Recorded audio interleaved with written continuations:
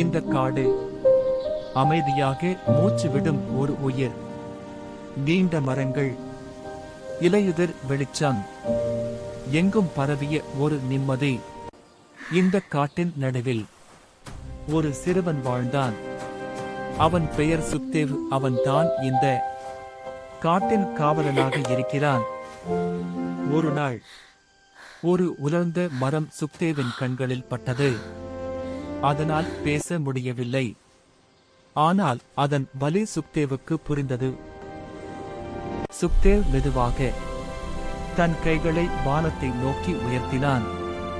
காட்டே, உனக்கு உதவி வேண்டும் என்று அவன் மனம் வேண்டியது.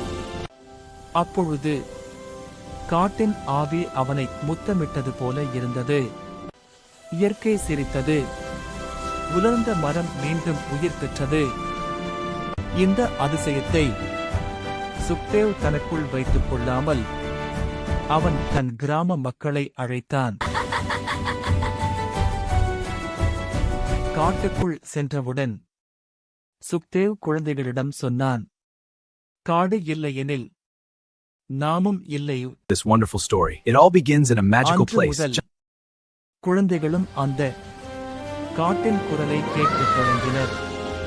ஏனெனில் காட்டை காப்பாற்றினால் நம் வாழ்க்கையை காப்பாற்றலாம்.